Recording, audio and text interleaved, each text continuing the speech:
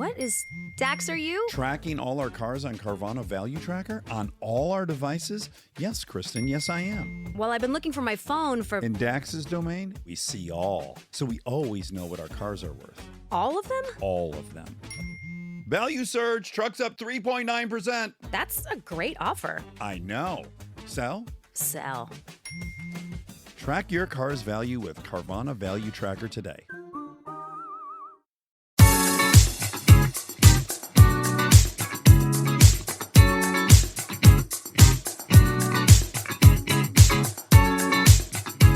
Welcome back to A Mama Minute.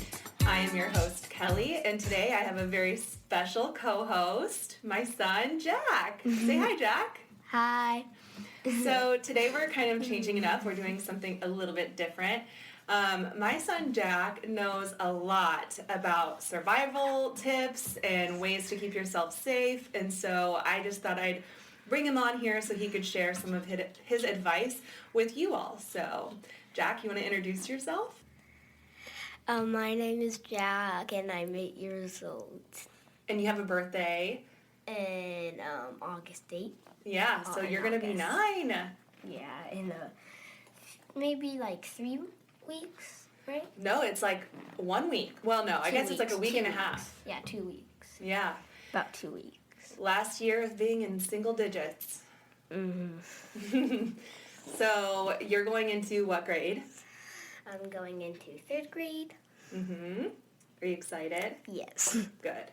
All right, so... Only because of my school supplies. Oh, because you liked school supply shopping? Yes, I got way better school supplies than last. I'm not being rude. No, you're not being rude. I know. Okay, so tell me some life-saving tips. Where did you learn these life-saving tips? Maybe a few months of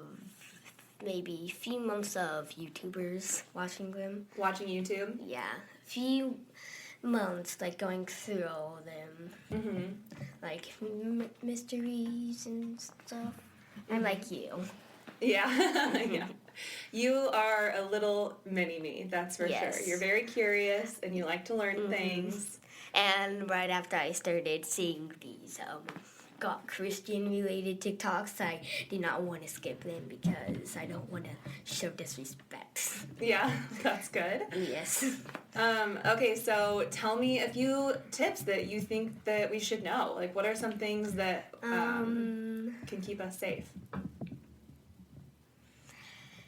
There is some stories and some survival tips. There's some stories up from different countries like Canada. I know one up from there. Tell me the one from Canada. Okay, this might seem unsafe to you, but people say it is unsafe because all the polar bears up in there, they leave their doors unlocked. Not for the polar bears to come in, but for because there's lots of polar bears that come at night, and there's lots of people out there. Well, not lots of people outside at night, but there's, like, just in case if a person gets attacked by them, they can open the door and get in the house. Oh, okay, so they leave their doors unlocked so that it's easy to get out? Yeah, of a conflict with the beast. With the beast. You could say. I see. So what should you do if you come in contact with a polar bear? There's a few of them. There's one very weird and inappropriate one. It's okay, you can tell me. Some people say that, like, one person said that if you ever come in contact with a polar bear and you're trying to hide, someone said to get naked for some reason, but I don't know why. Maybe just in case for your clothes. Yeah, I don't know why either. I don't know why that would make sense. Let's look it up. Okay, I just looked it up and I remember this now because I remember when you told me that if you come in contact with a polar bear, you should get undressed. And the reason is because polar bears are very curious, and if you strip your clothes off and leave them, then the polar bear will stop and sniff your clothes. Okay, yeah. I forgot that. Yeah. Okay, now that rings a bell in my mind. Yeah. So what else can you share with us, Jack? I'm looking at my paper, but I wrote this a while ago, so I hope I can still read it. This was like back in first grade, maybe. Well, not first grade, second grade. So there's a tip that you gave me about if you come in contact with a mountain lion or a bobcat or like a cougar, yeah, what do you do in that situation? So you would say, well, so if you were alone, so there's two situations. If you were alone or with someone, so I will tell you what you would do if you were alone. So if you were alone, you would get up onto a tree, a log, or a rock or if there's nothing near you, spread out like a big star or act like a bigger animal than it. Yeah, throw your hands up and act really big and scary. Scream like, ah. And then if you're with somebody, you would get on top of their shoulders and act big. And you might both put your arms out to act like a big monster, so act like a big beast. Gotcha. That's a good tip. Okay, now tell me, there's a fact you know about tornadoes. What's your tip if you see a tornado? And like there was this one saying about which I believe to myself. So if the tornado is coming, if this tornado is not moving, it's a 50% chance that it's coming to you because it's either getting bigger when it's coming to you or smaller when it's leaving you. So, yeah, just be aware of if there's any tornadoes. Keep an eye on it. Yeah, if it's moving to the left or right, then that's probably not coming in your direction. Although they can change direction at any time. But if it doesn't appear to be going left or right, it could be coming towards you.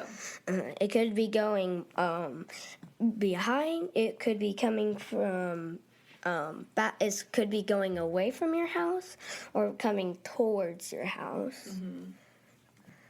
And I also have a fact about gorillas. They said about one character who worked with gorillas, something, I don't know his name, I forgot his name, but he said, like, if ever comes in attack or with a fight with a gorilla, they said to get down and start eating, pretend to eat grass to act like it. Which is a good idea because you're like pretending to eat grass.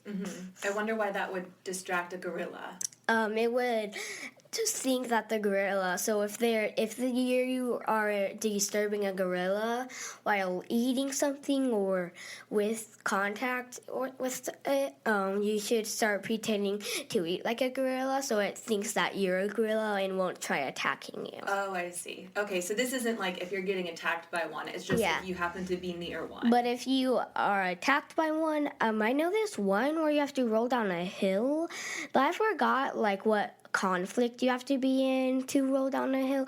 It might be the gorilla one if you're like having a fight to roll down a hill, but I think it's like with the cougar, I think. Interesting. Ready? Yeah, so Jack, what should you do if you smell like a sulfur fish smell in your house? This one you should not turn on any lights in your house, as it could cause to your house being blown up, which I've been making sure that there's no smell in our house. And why would that happen? Like, what does that indicate? Do you know? Mostly I think it was about I think it was something about with your stove. Yeah, like a gas leak. Yeah. And to turn on any thing, the electricity would shock it for it to blow up. Yep, exactly. Good job. So Jack, what would you do if you think you're being followed? What should you do? This is a really good one. You should turn right about 4 times, but you could turn right about maybe 8 times if you want, just for a double check. But if you're still there, you should go to the nearest police station, nearest fire station, or nearest cop. And around you. Yeah, absolutely. In the That's place. a good tip. Okay, so in the event of a thunderstorm, you have a good tip for this. Yes. If you're outside. Go ahead. So if your hair ever starts floating up, that could be a powerful shock from lightning about to hit you. So it's about lightning about to hit you. So it's like a warning to you that you should take cover before the lightning hits you in that place. Yeah, that's a really good one. And when you're ever working about metal scraps or in a factory, so like let's say you're working around a knife factory and you get cut by one of a knife or a metal piece of scrap, you should always have a belt, so in case to stop the blood pressure, to put it around your arm so it doesn't spread everywhere else from your body, leaving you to die. So you don't die. So you can use a belt as a tourniquet in case you need it. So like let's say my scar on my arm was from a big severe cut, I would put it right up here, right when the scar ends. And you really want to place it like perfectly on there. So you really want to place it like right where the scar ends. You really want to place it right where the scar ends. So it doesn't, so like if you place it up here, more blood could go out. So you want to place it right there so less blood comes out. Yes, you want to apply pressure anytime you're losing blood. Yes. But if a severe cut on the neck, don't put it on any side of the neck.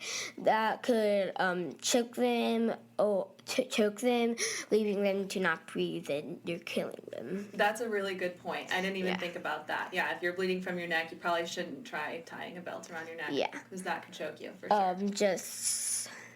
Just maybe hold your hand over it to try to stop the bleeding. Yeah, but don't put any pressure on it. Don't put like pressure on the neck as leading to, so you don't because you couldn't breathe if putting pressure on your neck.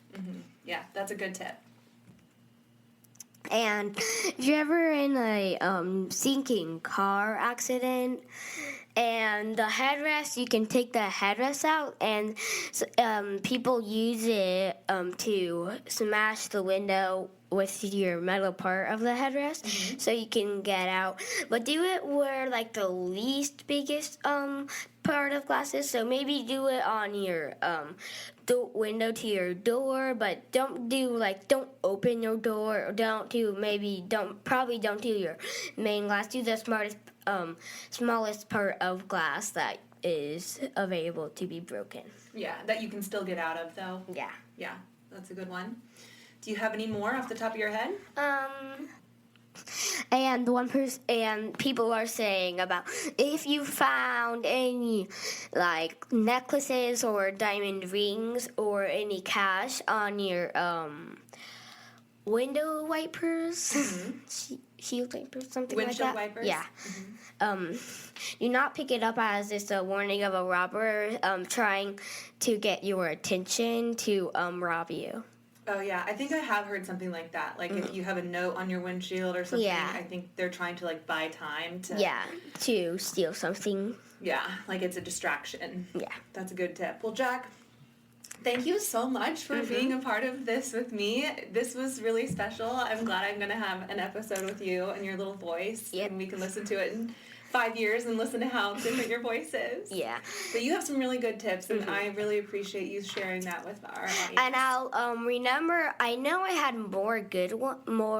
better scary story fun facts that you should do. But I'll catch up onto those maybe in a few weeks. Yeah, and then we can make another episode and you can give us more tips. Yeah. All right. I Part love 2. it.